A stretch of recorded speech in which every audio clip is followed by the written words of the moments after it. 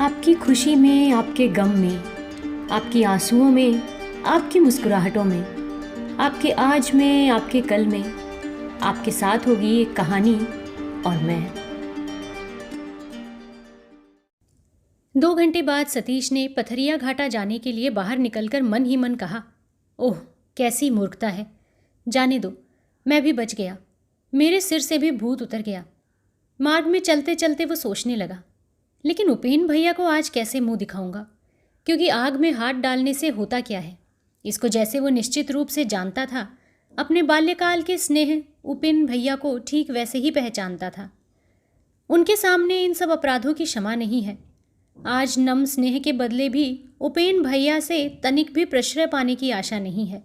इस बात को उससे अधिक और कोई नहीं जानता था। किरणमयी के मकान का मुख्य द्वार खुला था। उसी स्थान पर सतीश चुपचाप खड़ा हो गया और अंदर प्रवेश करने के पहले सभी बातों पर एक बार अच्छी तरह विचार करने लगा। उसके ध्यान में आया कि केवल उपेन भैया ही उसके मित्र, गुरु और आदर्श हैं। उससे बढ़कर अपना कौन है। उसी उपेन भैया के पास जाकर सिर उठाकर खड़े होने का अब कोई उपाय नहीं रह गया है। कल्पना से वो स्पष्ट देखने लगा। आज भेंट होने के साथ ही अत्यंत कठोर शुद्ध आँखों की दृष्टि उनके बंधुत्व, स्नेह, प्रेम सभी को बिल्कुल ही जला डालेगी, तनिक भी क्षमा न करेगी। यही क्या सब कुछ है? इस मकान का द्वार भी इसके लिए सदा के लिए बंद हो जाएगा। फिर यहाँ वो कौन मुंह लेकर प्रवेश करेगा? लेकिन इतनी हानि, इतनी लांछना जिसके कारण हुई, इतना बड़ा सत्यानाश जो कर गई, वो उसकी कौन थी, जो स्वयं पकड़ में नहीं आई लेकिन मुझे बांध गई। उसने स्वयं तो दुख भोग नहीं किया, लेकिन मुझे दुख के सागर में डुबो गई। जिस बात को सत्य कहकर मैं स्वीकार नहीं कर सकता, उसे झूठ कहकर उड़ा देना संभव है। एक लंबी सांस छोड़कर सतीश ने मन ही मन कहा, सावित्री, तुमने दुख दिया है, इसके लिए अब दुख नहीं है, लेकिन सच और झूठ को एक साथ मिलाकर ये कैसी विडंबना में तुम मुझे बांध कर रख गई हो। इतने में दासी ने एकाएक आकर कहा, आपको बहूजी बुला रही हैं। सतीश ने चौंक कर प्रश्न किया, उपेंद्र आ गए हैं? हाँ, कल बड़ी रात को आए हैं। उनका छोटा भाई, छोटी बहू जी। दासी ने सिर हिलाकर कहा, कहाँ? नहीं तो, वो अकेले ही आए हैं। आने के बाद से ही हमारे बाबू के पास बैठे हुए हैं। बाबू कैसे हैं? दासी ने लंबी सांस लेकर कहा, और बाबू समाप्त होने में देर नहीं है। सतीश ने एक क्षण चुप रहकर प्रश्न किया, भाभी कहाँ हैं? वो अभी स्नान करके रसोई गई हैं। सतीश और कोई प्रश्न न करके धीरे धीरे दबे पांव सीधे रसोई घर में चला गया। किरणमयी संभवतः प्रतीक्षा ही कर रही थी। सतीश के द्वार के निकट आते ही उसने उत्सुकता से पूछा, मकान में प्रवेश न करके बाहर खड़े रहे, ये क्या बउआ जी? आंखें धंस गई हैं, चेहरा इतना उदास है, रात को क्या नींद नहीं आई? सतीश के कानों में प्रश्न के प्रवेश करते ही उसका क्रोध आग की तरह लाल होकर फिर उसी क्षण बुझकर राख बन गया। बोला, हाँ, सारी रात जागकर उसको लेकर आमोद प्रमोद करता रहा। सुनकर संतुष्ट हो गई ना? फिर यहाँ मैं ना आऊँ, यही ना? किंतु उस छोटे मनुष्य उपेन बाबू से कहो, मुझसे पूछते तो मैं सच्ची बात ही बता देता। संसार में उसके सिवाय और भी मनुष्य हैं जो सत्य बोल सकते हैं। इसके सिवाय मेरा ऐसा कोई संबंध नहीं है कि डर कर मुझे असत्य बोलना पड़ता। कह दो उससे, समझ गई ना भाभी? ये कहकर वो वापस घूम पड़ा। अचानक सतीश का ये मनोभाव देखकर, ऐसा कंठ स्वर सुनकर किरणमयी किंग कर्तव्य विमूढ़ सी हो गई। किरणमयी ने घबराकर बाहर आकर पुकारा, जाओ मत बउआ जी, सुनो तो। सतीश चिल्लाकर बोला, क्या होगा सुनकर? सच कहता हूँ भाभी, वो इतना नीच मनुष्य है, ये मैंने सपने में भी नहीं सोचा था। जहाँ वो रहता है वहाँ मैं नहीं रहता। आज मैं समझ रहा हूँ क्यों बाबूजी ने उस दिन चिट्ठी लिखी थी। लेकिन उस नीच से जाकर कह देना कि मैं उसकी परवाह नहीं करता। किरणमयी ने व्याकुल होकर पूछा, किससे? क्या कह रहे हो बउआ जी? ठीक कह रहा हूँ भाभी, ठीक कह रहा हूँ। उससे कह देने से वो समझ जाएगा। लेकिन आज तुमसे भी कह जाता हूँ, बिना अपराध के ही अपने घर का द्वार मेरे मुंह के सामने तुमने बंद कर दिया है। लेकिन एक दिन समझोगी, सतीश कितना ही बुरा क्यों न हो, उस पर विश्वास करके किसी ने किसी दिन धोखा नहीं खाया है। और एक बात उससे कह देना, उसकी जितनी इच्छा हो, जहाँ तक हो सके सर्वनाश का प्रयत्न करे, लेकिन मैं भी उसको अब अपना मुंह न दिखाऊंगा, वो भी मुझको।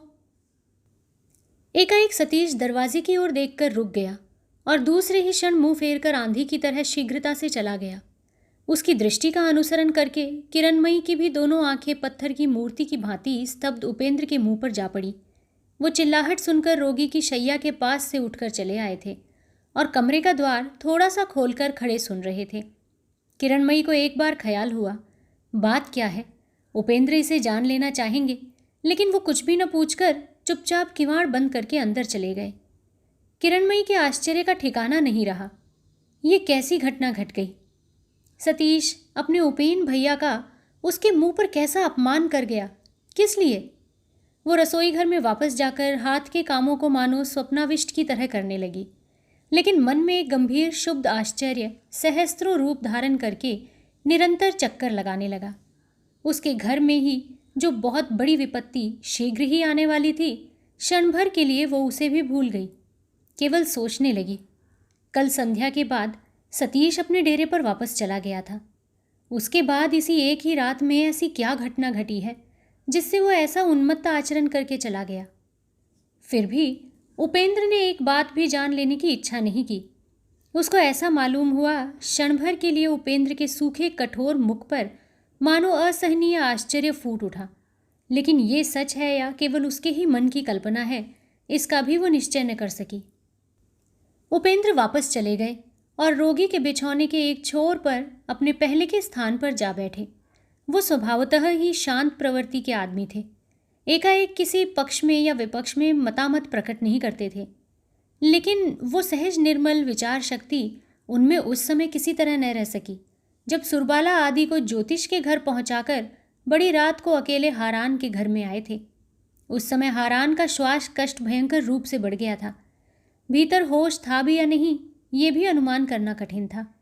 चारों ओर देखकर उनकी अवस्था बड़ी भीषण मालूम होती थी, फिर भी कहीं मानो जरा भी व्याकुलता नहीं थी।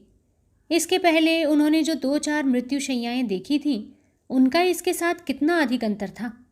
रोगी को सिराहने उसी तरह का तेल का दीपक अत्यंत धीमे जल रहा था। माँ कमरे के एक कोने में चटाई बिछाकर सो रही थी।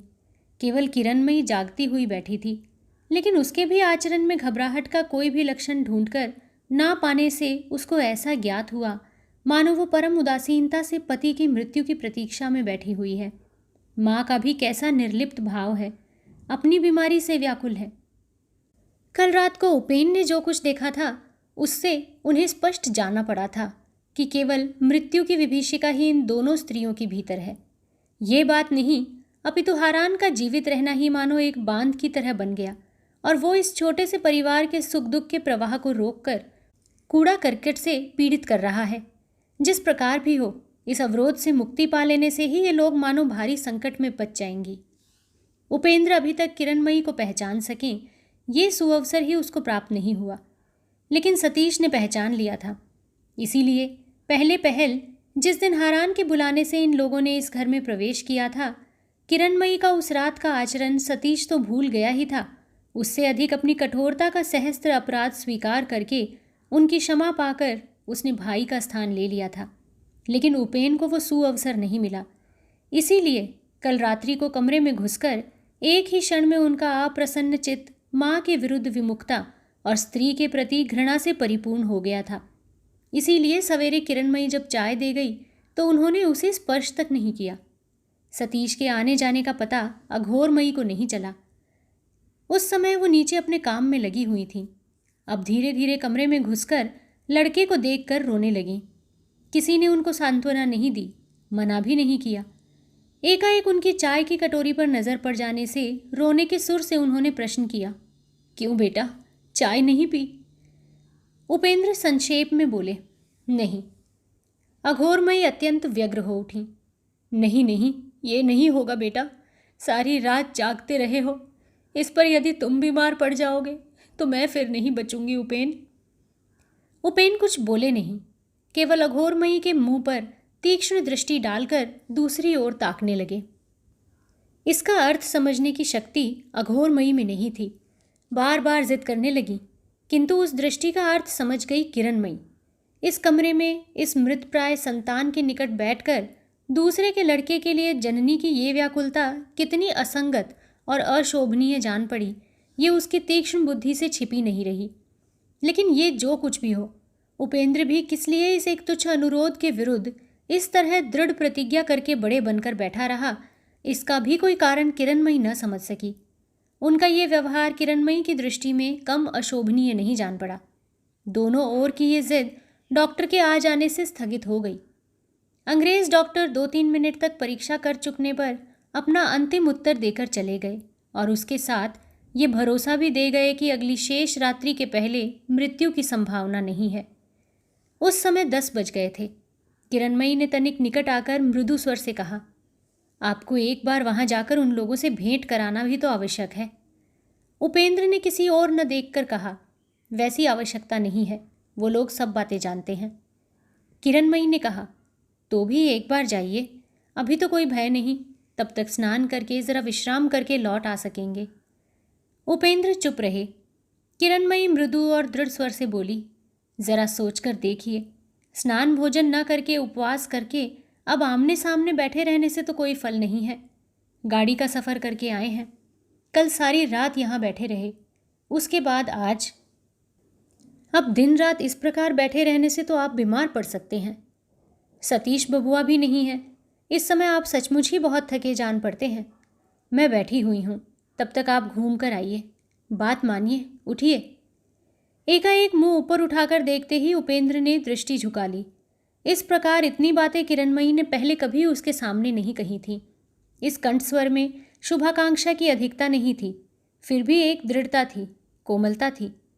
उपेंद्र के कानों में किरणमयी का ये स्नेह भरा प्रथम अनुरोध बहुत ही सुंदर जान पड़ा। बहुत दिन पहले एक रात के समय जो तीव्र कंठ, जो कठिन भाषा इसके मुंह से वो सुन चुके थे, उसके साथ इसका बड़ा ही आश्चर्यजनक अंतर जान पड़ा। उपेंद्र ने किसी और न देखकर प्रश्न किया, आप लोगों का दिन आज कैसा बीतेगा? किरणमयी ने कहा, वो बात क्यों पूछ रहे हैं? हम लोगों पर आज जो दुख आने वाला है उसमें कोई भाग न ले सकेगा। लेकिन आप अब देर न करें, इसी वक्त उठिए। सच्ची बात कहने का ये कितना अद्भुत शांतिपूर्ण ढंग था। क्षण भर के लिए उपेंद्र ने सब कुछ भूलकर अपनी आश्चर्य भरी दोनों आंखों की परिपूर्ण दृष्टि किरणमयी के मुंह पर लगा दी। पहले ही उनकी दृष्टि में उसकी मांग में सिंदूर की चमकती हुई रेखा पड़ गई, जो नारी सौभाग्य का सर्वश्रेष्ठ प्रदर्शन है। प्रबल उच्छ्वास से उपेंद्र का सारा शरीर एक बार कांप उठा। किरणमयी ने उसे देख लिया, लेकिन उसका आभास मात्र भी उसके मुख पर प्रकट नहीं हुआ। उसने कहा, आप उठिए, मैं उनको ज़रा दूध पिला दूँ। उपेंद्र उठकर बैठ गए।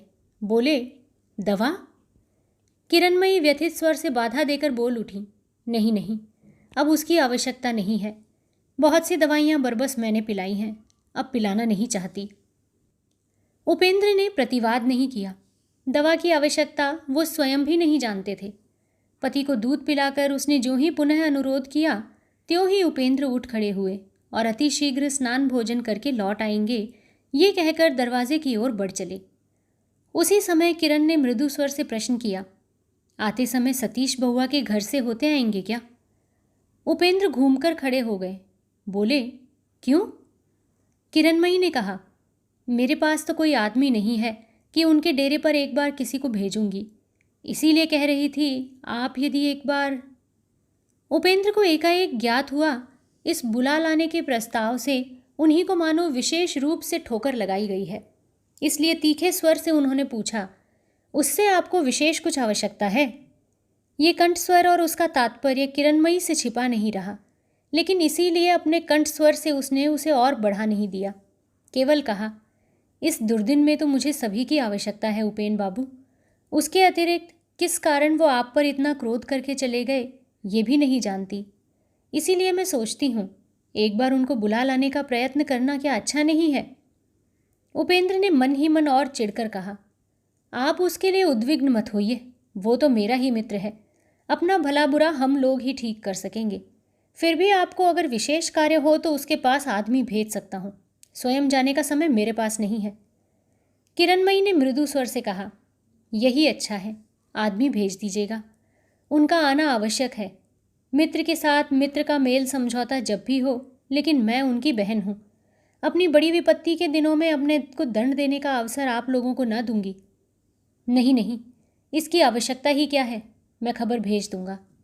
ये कहकर उपेंद्र बाहर चले गए। छोटी गली को शीघ्रता से पार करके उपेंद्र मुख्य सड़क पर पहुंचे और एक गाड़ी किराए पर ठीक करके उस पर सवार हो गए। आवश्यकता पड़ने पर किरणमयी किस प्रकार उग्र भाव से कठोर हो जाती है, इसे उन्होंने एक दिन देखा था, लेकिन उसका शांतिपूर्ण विरोध भी उससे कम कठोर नहीं था। इसे उन्होंने आज की इन थोड़ी सी बातों से ही स्पष्ट अनुभव कर लिया। सतीश के साथ उसका एक विवाद उपस्थित हो गया है। किरणमयी को इसका पता चल गया है। ये बात भी उनकी समझ में आ गई है। लेकिन झगड़े का कारण चाहे जो कुछ भी हो, दोष गुण का विचार वो स्वयं ही करेगी और किसी को हाथ डालने न देगी। ये बात घूम फिरकर उनके मन में आने जाने लगी। स्त्रियों के संबंध में उपेंद्र को अपना मत परिवर्तन करने का समय आ गया। आज उनको मन ही मन स्वीकार करना पड़ा। स्त्रियों के विषय में उनकी जो भी धारणा थी, उसमें बहुत बड़ी भूल थी। ऐसी नारी भी है जिसके सामने पुरुष का आकाश भेदी मस्तक आप ही झुक पड़ता है। शक्ति काम नहीं करती, सिर झुका देना ही पड़ता है। ऐसी ही नारी है किरणमयी। उस रात्रि को जब प्रथम परिचय हुआ था, इसी के संबंध में उपेंद्र ने सतीश के सामने मुंह से दूसरी तरह की बातें कही थी, पर हृदय में सकरुण अवज्ञा के साथ सोचा था कि वो उसी प्रकार की उग्र स्वभाव की स्त्री है जो अत्यंत साधारण कारण से ही होशो हवास खोकर विक्षिप्त की भांति विष खाकर या गले में फांसी लगाकर भयंकर कांड कर बैठती है। पर आज उन्होंने देख लिया और समझ लिया कि नहीं, ऐसी बात नहीं है। ये अत्यंत संकट के बीच भी बुद्धि ठीक रखना जानती है और जरा भी उग्र न होकर सरलता से अपनी इच्छा का प्रयोग कर सकती है। इस घर में सतीश का आना जाना उचित अनुचित जो भी हो, किरणमयी ने बुलाया है, वो खबर सतीश को देनी ही पड़ेगी। इस बात की राह में जाते जाते वो जितना मंथन करने लगे, उनका मन उतना ही दुख से भर उठा, क्योंकि सतीश को उपेंद्र बहुत अधिक स्नेह करते थे। इसीलिए उसके ऊपर आज क्रोध की भी मानो सीमा नहीं थी। उसने जो अपराध किया है उसका विचार किसी दूसरे दिन होगा, लेकिन आज जो सतीश खुले तौर से उनके मुंह के सामने सदा के अधिकृत अग्रज के आसन को दर्प के साथ पैरों से रौंद गया, उससे तनिक भी संकोच नहीं किया। सब दुखों से बढ़कर यही दुख उपेंद्र के कलेजे पर बिंध गया था। कुछ दिन पहले उपेंद्र को घर में बैठकर एक गुमनाम पत्र के द्वारा सतीश के विषय में बातें ज्ञात हुई थीं। ये पत्र राखाल ने लिखा था। जब दोनों में प्रेम था, तब सतीश के मुंह से ही राखाल ने उसके इस परम मित्र की बहुत सी असाधारण कहानियां सुनी थीं। उपेंद्र भैया की असाधारण विद्या बुद्धि और उनके शुभ निष्कलंक चरित्र की ख्याति कैसी थी। सतीश को बड़ा गर्व था अपने उपेन भैया का, और उनके असीम स्नेह से उसी स्थान पर चोट पहुंचाने के समान भयंकर आघात सतीश के लिए और कुछ भी नहीं हो सकता। धूर्त राखाल इस बात को भली प्रकार समझ गया था, लेकिन इस पत्र ने उस समय कुछ भी कार्य नहीं किया था। उस समय उपेंद्र ने पत्र पढ़कर फेंक दिया था और पत्र लेखक को लक्ष्य करके मुस्कुराते हुए कहा था, तुम चाहे जो भी हो और सतीश की जितनी ही गुप्त बातों की जानकारी तुमको क्यों न हो गई हो, मैं तुमसे भी अधिक उसको जानता हूँ। और 2 दिनों के बाद पिता के प्रश्न के उत्तर में हंसकर कहा था, सतीश अच्छी तरह ही है, किंतु जान पड़ता है कि किसी से झगड़ा करके पुराना डेरा छोड़कर अन्यत्र चला गया है। उसी मनुष्य ने गुमनाम पत्र लिखकर उसके संबंध में अनाप शनाप बातें लिख भेजी हैं। बूढ़े ने उद्विग्न मुंह से पूछा था, कैसी अनाप शनाप बातें उपेंद्र? उपेंद्र ने उत्तर दिया था, उन सब झूठी कहानियों को सुनकर आपको समय नष्ट करने की आवश्यकता नहीं है। मैंने तो स्वयं ही उसे पाला पोसा है। मैं जानता हूँ कि वो कैसा है, और वो कुछ भी ऐसा नहीं करेगा जिससे किसी आत्मीय का सिर झुक जाए। आप निश्चिंत रहिए। उनके उस विश्वास पर वज्रपात हो गया। सावित्री को अपनी ही आंखों से देखकर सतीश के निर्जन कमरे में श्रृंगार करने में निमग्न अकेली रमणी, उसमें कैसी सुगंभीर लज्जा थी, और लज्जा से भी बढ़कर उन दोनों बड़ी आंखों का व्यथित व्याकुल दृष्टि में क्या ही त्रास फूट उठा था। इसमें भूल करने की गुंजाइश नहीं थी। एक क्षण में ही उपेंद्र के मन में राखाल की उस प्रायः भूली हुई चिट्ठी का अक्षर अक्षर मानो आग के अक्षरों की भांति जल उठा था। प्रश्न करने या संदेह करने की और कुछ भी आवश्यकता नहीं थी। उस चिट्ठी को विश्वास योग्य बता देने की चेष्टा में राखाल ने कुछ भी कमी नहीं की थी। उसमें सावित्री का नाम तो था ही, तरह तरह के विवरणों के बीच उसकी बाहों के ऊपर एक छोटे तिल रहने की बात का जिक्र करने में भी उसने गलती नहीं की थी। वो चिन्ह इतना ही सुस्पष्ट था कि क्षण भर के दृष्टिपात से ही उपेंद्र ने देख लिया था। सतीश को बुला देने का अप्रिय कार्य मार्ग में ही खत्म करते चलें या नहीं, इसका निश्चय करते करते ही भाड़े की गाड़ी ज्योतिष साहब के घर के सामने पहुंच गई और फाटक में प्रवेश करते ही उनकी उत्सुक दृष्टि को किसी ने मानो दुमंजिले कमरे की ओर खींच लिया। उपेंद्र ने गर्दन बढ़ाकर देखा। उन्होंने जिसकी निस्संदेह आशा की थी, ठीक वही मौजूद थी। खुली बड़ी खिड़की पर एक स्थिर प्रतिमा इसी रास्ते से ऊपर ही मानो समूचा प्राण मन उंडेल कर खड़ी थी। इतनी दूर से अच्छी तरह देख लेना संभव नहीं था, तो भी उनके मानस नेत्रों से खिड़की पर खड़ी होने वाली के होठों की कुछ कपकपी से लेकर आंखों की पलकों के ऊपर की जल रेखा तक भी छिपी नहीं रही। उसकी इतनी देर की चिंता ज्वाला, अभिमान और अपमान के घात प्रतिघात की वेदना मिट गई। केवल यही एक बात मन में जाग उठी कि सुरबाला की सारी रात और ये समूचा प्रातःकाल न मालूम किस तरह बीता है। जो ऐसी है, शक्ति रहने की हालत में शायद उसको घर से बाहर निकलने भी नहीं देती। उसने इस अपरिचित शहर के बीच इस गंभीर रात्रि में अपने बीमार पति को अकेले घर से बाहर जाने देकर इतने समय तक कैसे बिताया, इसे सोचकर एक तरफ उनको हंसी आ गई, दूसरी तरफ वैसे ही आंखों के कोनों में जल भी आ गया। सरोजिनी शायद खबर मिलने पर ठीक उसी समय अंदर से दौड़ती हुई बाहर के बरामदे में पहुंच गई। उपेंद्र को देखते ही उसके मुंह पर और उसके नेत्रों पर हंसी की छटा भर गई। गाड़ी से उतरते न उतरते ही वो बोल उठी, बाहर अब एक पल भी नहीं, एकदम ऊपर चले जाइए। उपेंद्र यथासंभव गंभीर मुंह से इसका कारण पूछते समय स्वयं भी हंस पड़े।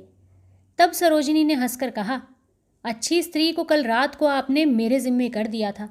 ना तो स्वयं सो सकी, ना तो मुझे ही सोने दिया। सारी रात गाड़ी की आवाज़ सुनती रही और खिड़की खोलकर देखती रही। ये क्या, पत्र लिखने क्यों बैठ गए?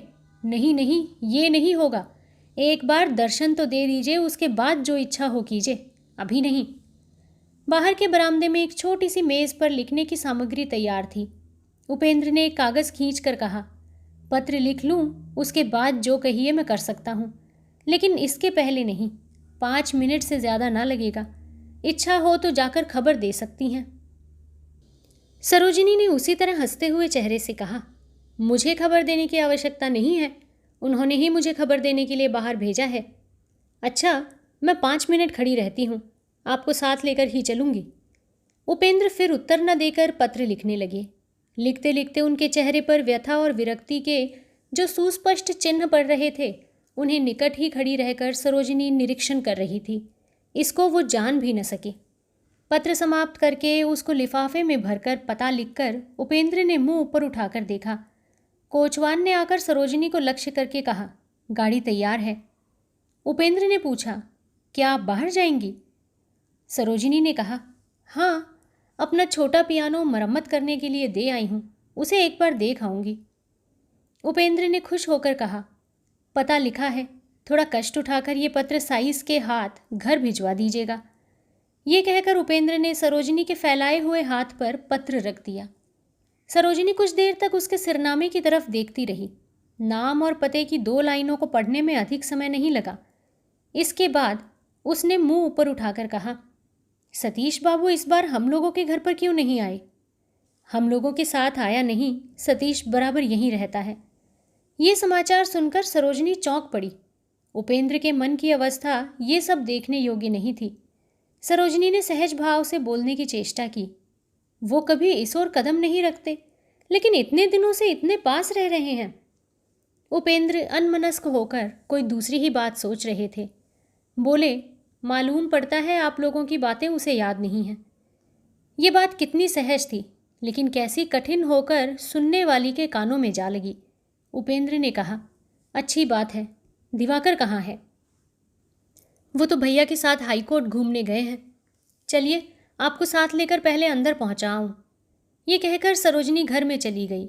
20 मिनट के बाद घर से लौटकर जब गाड़ी पर सवार हो गई और आदेश अनुसार गाड़ी जब सतीश के डेरे की तरफ रवाना हो गई, तब अंदर बैठी हुई सरोजिनी का हृदय कांपने लगा और गाड़ी जितना ही अग्रसर होने लगी, हृदय का स्पंदन मानो उतना ही प्रबल होने लगा।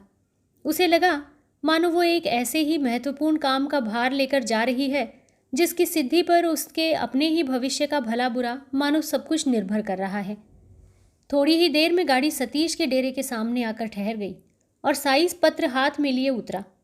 सरोजिनी ने गाड़ी के एक कोने में सटकर सिकुड़कर बैठी रहकर कान लगाए दरवाजे पर साइस का काराघात सुना।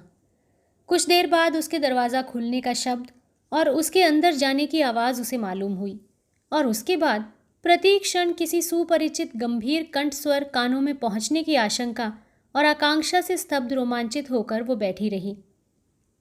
वो अवश्य जानती थी गाड़ी और गाड़ी के अंदर जो बैठी हुई है, साइस के मुंह से उसका परिचय पाकर सतीश स्वयं ही आ जाएगा। उसको एक बार भी ये ख्याल नहीं आया कि जो व्यक्ति इतने दिनों से इतना निकट रहकर भी इस तरह भूल कर रह सकता है, उसको ये समाचार तनिक भी विचलित नहीं कर सकता। फिर साइस का कंठ स्वर दरवाजे के पास सुनाई पड़ा। वो दरवाज़ा बंद भी हो गया और क्षण भर बाद ही वो पत्र हाथ में लिए अकेले लौट आया। उसने कहा, बाबू घर में नहीं है। घर में नहीं है? पल भर के लिए सरोजिनी स्वस्थ होकर बच गई। मुंह बढ़ाकर उसने कहा, पत्र लौटाकर क्यों लाया? जा रखा। साइस ने कहा, बाबू कलकत्ता में नहीं है, दिन के 10 बजे की गाड़ी से घर चले गए। ये बात सुनकर न मालूम क्यों उसको ये घर अपनी ही आंखों से देख लेने की अदम्य इच्छा हो गई। उसका ठीक कारण वो स्वयं भी न समझ सकी और दूसरे ही क्षण वो उतर आई, फिर किवाड़ खोलकर अंदर चली गई। हिंदुस्तानी रसोइया चीज़ों के पहरे पर तैनात था। उसकी सहायता से सभी कमरों में घूम फिरकर देखकर नीचे उतरने के रास्ते में रस्सी की अर्गनी पर लटकती हुई एक अधमैली चौड़ी पाट की साड़ी पर सरोजनी की निगाह पड़ गई। कौतूहली होकर प्रश्न करने पर ब्राह्मण ने अपनी बोली में बताया, ये माजी का कपड़ा है। तीसरे पहर स्नान कर सावित्री ने अपने पहनने की भीगी साड़ी सूखने के लिए डाल दी थी। वो उस समय तक टंगी हुई थी।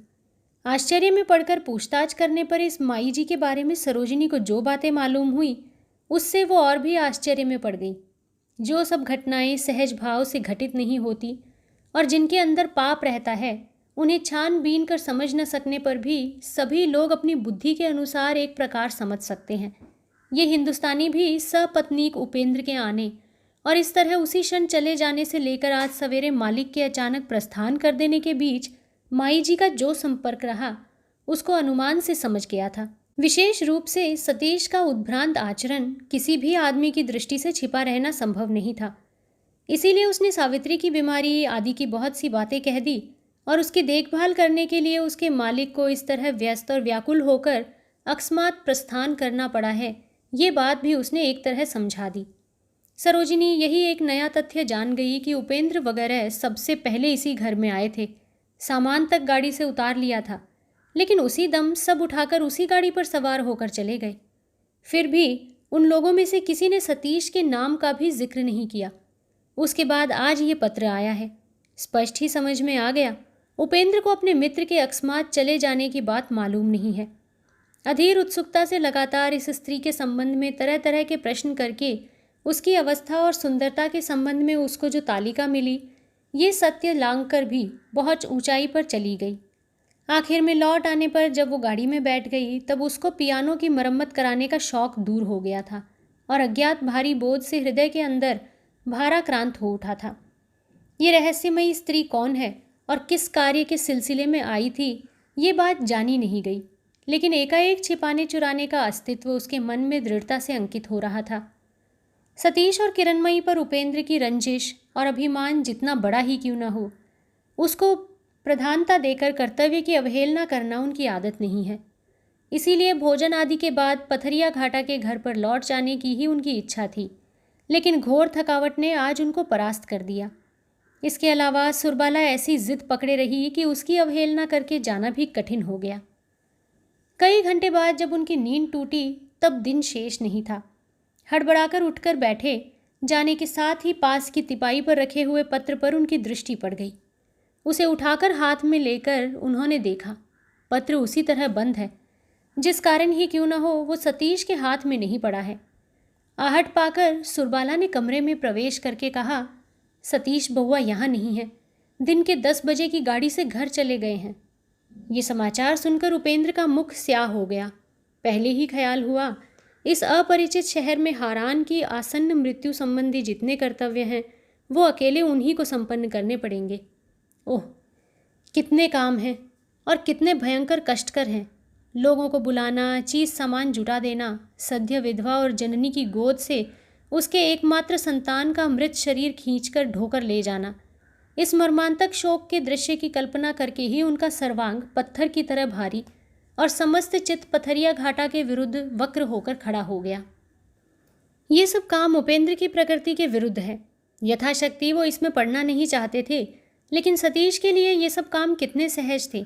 गांव में ऐसा कोई भी आदमी नहीं मिला जहां वो अपना कर्मठ बलवान शरीर लेकर सबसे पहले हाजिर ना हुआ हो और सभी अप्रिय काम चुपचाप आडंबर के बिना संपन्न कर दिए हों। दुर्दिन में सभी उसको खोजते थे और उसके आगमन से शोकार्त और विपत्तिग्रस्त गृहस्थ इस दुख के बीच सांत्वना और साहस पाता था। वही जब कलकत्ता छोड़कर चला गया तब क्षण भर के लिए उपेंद्र को किसी और फिर रास्ता नहीं दिखाई पड़ा। सुरबाला ने पति के मुख का भाव देखकर हारान की अवस्था के बारे में पूछा, लेकिन सतीश का प्रसंग नहीं उठाया। सरोजिनी ने वापस आकर बातों की जानकारी प्राप्त करने के लिए बातचीत के बहाने जो जिक्र किया था उसी से उसने कल रात की घटना का अनुमान कर लिया था। सतीश उसके पति का कितना बड़ा मित्र है इसको वो जानती थी, इसीलिए इस व्यथा को उसने छिपा दिया। सुरबाला की सांसारिक बुद्धि पर कुछ भी आस्था ना रहने के कारण ही उपेंद्र किसी दिन भी स्त्री के सामने किसी समस्या का जिक्र नहीं करते थे, लेकिन अभी अभी अपने को वो इतना विपत्तिग्रस्त समझ रहे थे कि उसी क्षण सारी स्थिति खोलकर प्रकट करके व्याकुल भाव से बोले, वो मुझे इस विपत्ति में छोड़कर चला जाएगा सुरो, ये मैंने सपने में भी नहीं सोचा था। अकेला इस अनजान स्थान में क्या उपाय करूं? ये कहकर उपेंद्र मानो असहाय शिशु की भांति स्त्री के मुंह की ओर ताकने लगे। लेकिन आश्चर्य की बात है कि पति की इतनी बड़ी विपत्ति का समाचार पाकर भी सुरबाला के मुख पर तनिक भी घबराहट न दिखाई दी। वो निकट चली आई और उनका एक हाथ पकड़कर बिछौने पर बिठाकर धीरे से बोली, तो क्यों इतना सोचते हो? इस कलकत्ता में किसी के लिए भी काम नहीं रुकता। चाय तैयार है, हाथ मुंह धोकर तुम चाय पी लो। छोटे बउआ जी को साथ लेकर मैं भी चल रही हूँ, चलो। उपेंद्र ने आवाक होकर कहा, तुम चलोगी? सुरबाला ने अविचलित भाव से कहा, अवश्य ही जाऊंगी। किसी स्त्री के दुर्दिन में उसके पास रहना स्त्री का ही काम है। ये कहकर उससे अनुमति के लिए प्रतीक्षा भी न करके पास के कमरे से चाय लाकर हाजिर कर दी और दिवाकर को खबर देकर बाहर चली गई। घरों में जब संध्या के दीपक जलाए जा चुके थे, ठीक उसी समय उन लोगों ने पथरिया घाटा के घर में प्रवेश किया। सदर दरवाज़ा खुला था, लेकिन नीचे कहीं भी कोई नहीं था। अंधेरा टूटा फूटा घर शमशान की तरह खामोश था। दोनों को सावधानी से अनुसरण करने का संकेत करके उपेंद्र ऊपर चढ़कर हारान के बंद किवाड़ के सामने आकर क्षण भर के लिए स्तब्ध होकर खड़े हो गए। अंदर से केवल एक मर्मभेदी लंबी सांस कानों में आकर पहुंची। कांपते हुए हाथों से किवाड़ खोलकर देखते ही अंधकार में बिछौने पर अपाद मस्तक वस्त्राच्छादित हारान का मृत शरीर दिखाई पड़ा। उसके दोनों पैरों के बीच मुंह छिपाकर सद्य विधवा औंधी होकर पड़ी हुई थी। उसने एक बार सिर हिलाकर उठाकर देखा और दूसरे ही क्षण विद्युत द्वेग से उठकर खड़ी होकर आर्त स्वर से माँ कहकर चित्कार करके तुरंत ही उपेंद्र के पैरों के नीचे मूर्छित होकर गिर पड़ी। और उसी क्षण पल भर में सुरबाला ने उद्भ्रांत पति को एक ओर ठेलकर कमरे में घुसकर किरणमयी के मुंह को अपनी गोद में ले लिया।